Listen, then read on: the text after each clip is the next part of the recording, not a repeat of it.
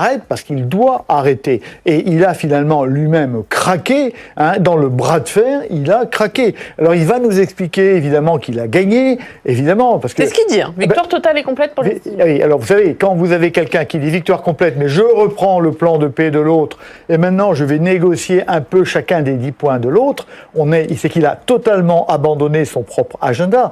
Non, il a perdu dans cette affaire-là. Il a perdu, ce qui est pas bien du tout pour lui et puis pour nous, parce que l'Amérique perd sa crédibilité en tant que puissance de réassurance. Donc on peut très bien comprendre qui est sorti vainqueur de cette situation. Et il faut revenir sur cette rage, cette colère du président Trump qui s'explique par l'échec de l'opération qui a eu lieu dans le sud de la province d'Ispahan, parce que là, les Américains voulaient aller rechercher des stocks d'uranium et donc ramener ces stocks d'uranium à l'extérieur de l'Iran et déclarer la fin de la guerre en disant qu'ils avaient même réussi à récupérer des stocks d'uranium. Et ça a été un échec total puisqu'ils ont été piégés par les forces iraniennes.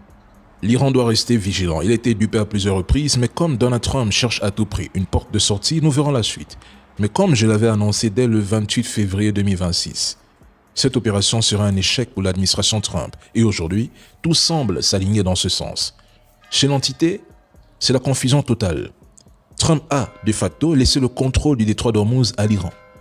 Désormais, les navires continuent de payer jusqu'à 1-2 millions de dollars pour y transiter sous coordination sécuritaire iranienne. Et cela s'inscrit dans la durée, c'est important. Il a aussi exposé au grand jour les limites de son fameux F-35, présenté comme invincible, mais qui s'est révélé vulnérable face à l'Iran.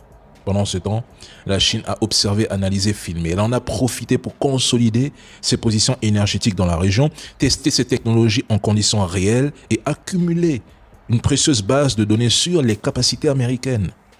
Entre lundi et mardi, Trump lui-même a reconnu que les États-Unis faisaient face à l'une des plus grandes puissances militaires au monde, consacrant ainsi l'Iran comme puissance régionale incontournable au Moyen-Orient. Sur le terrain, les conséquences sont profondes.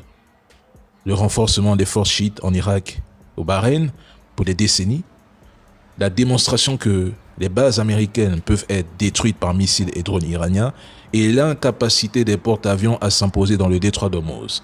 Il a également mis en lumière une réalité stratégique. Sans le soutien direct des États-Unis, l'entité ne vaut rien. Pire encore, personne ne peut détruire les villes souterraines iraniennes. Trump, qui visait un changement de régime, a finalement produit l'effet inverse. Il a consolidé le pouvoir des mollahs au point de voir, pendant 40 jours, une mobilisation populaire massive à travers le pays contre la guerre d'agression. C'est un échec.